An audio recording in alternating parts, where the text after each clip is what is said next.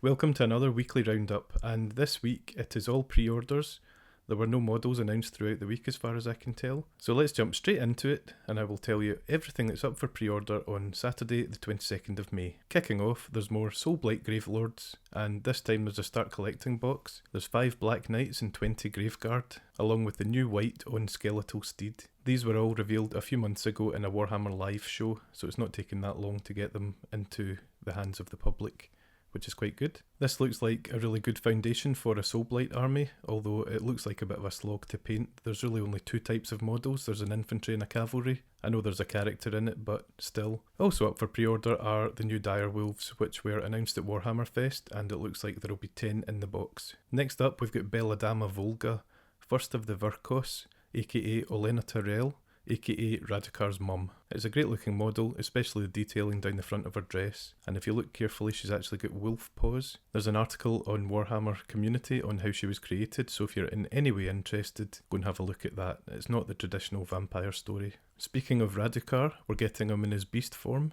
Yet again a quick turnaround from Warhammer Fest. So it looks like something happens in Cursed City, which only a small portion of the population will know about because of all the issues with Cursed City and hardly anyone got a box. So something happened and he turned into Radukar the Beast. And he looks amazing. I love this model. There's still hints of him as Radukar the Wolf, i.e. the wolf pelts over his shoulder. A few of his armour bits are the same, but he's got his 2 wee Virkos helpers as well. I am really looking forward to seeing some top tier paint jobs on this guy. It's actually really impressive the speed that these Warhammer Fest models are coming out. I expected a few months at least, and we've only had a couple of weeks. Speaking of Radukar the Wolf, he's getting a release too. Him and his court.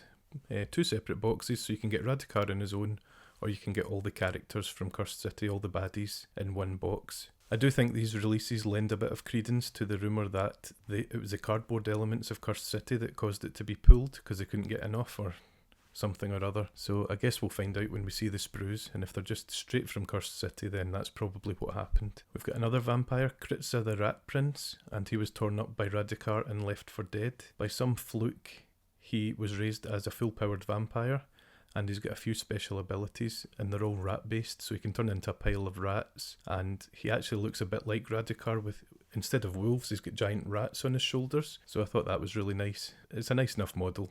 Quite like this one. We also have Lady Annika, the Thirsting Blade, and I hate this one. I just don't like this skinny vampire aesthetic on a few of these models, not all of them. So it's like the Vampire Lord in last week's releases and this one. It just does nothing for me. I don't know what it is. It looks completely out of place with all the other models, I think. So this one is a big thumbs down.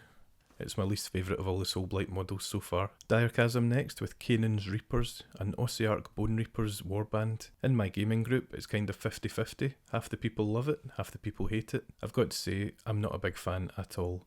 I really like the big guy though, with the giant axe. He's quite cool. But the rank and file guys don't do anything for me. And we've got some 40k this week, which is a wee treat. We've got the Adeptus Mechanicus Codex, and that is just bringing all the AdMech rules up to 9th edition. So that should be a good one. We've actually got a couple of AdMech players in the group, so lucky them. There's the usual accompaniments to a Codex release, so we've got the data cards and we've got the dice. And if you want to pick either of these up, you'll need to get in quickly. So before 10 o'clock, get onto the website and start refreshing the pre-order bit. That's the best way to do it, and hope for no server crashes. There's a Combat Patrol box too, with 3 Cataphren Destroyers, which I'm a big fan of, 10 Skitarii Rangers, a Tech Priest Engine Seer, and an Onager Dune Crawler. It'll make a 20 power level force, and of course, it'll be cheaper than buying all the units individually, so that's good. We've got the buff Skitarii Marshal released as well, and I really like this one. It doesn't look as spindly as the normal AdMech troops, and he's absolutely stacked with detail. You'll definitely need your magnifiers for painting this guy. Warhammer 40,000 Mechanicus, which is already available on PC, is now out for tablets, so it'll be available on Android tablets and iPads. So I'm going to pick that up for my iPad and give it a whirl and see what I think of it. Lilith Hesperax from the Drukhari becomes available for the first time as a separate model, so if you're into that kind of thing,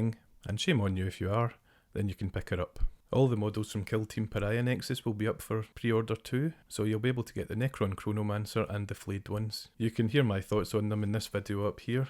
Please someone watch it, because no one did. Thanks. You can also get the Captain and the Heavy Intercessors from the same box, although I believe the Intercessors will be roughly £40 for 5, which is quite honestly way too much. It's preying on the must-have nature of these models because they are beautiful models, and it might be a step too far for this ridiculous pricing. It's the first time that I have really taken a step back and thought, that is so silly. Both Necrons and Space Marines get a new combat patrol box as well, so that's good. Necrons get 10 Immortals, a Doom Scythe, a unit of Tomb Blades, and an Overlord. Space Marines get 10 Infiltrators, an Impulsor, 3 Eliminators, 3 Suppressors, and a Lieutenant in Phobos armour. The Space Marine one looks to be a really nice set, depending on price of course. Black Library also have some good stuff. The Dark Imperium series is getting a cohesive set of books. We've got Dark Imperium, Plague War, and Godblight, all available as hardback, ebook, and audiobook. Godblight also has a good looking 750 copy limited edition. So that's it for this week. Most of the articles on Warhammer Community were AdMech ones for tactics and how to play them, that kind of thing. So hopefully we'll have more news of previously unseen models next week. Plus there's the animation live event tomorrow, so I will do a wee roundup on that as well. If you're enjoying these videos, throw me a like, hit subscribe, leave a comment, anything you like. Thanks for watching, and I will see you in the next one. Cheers.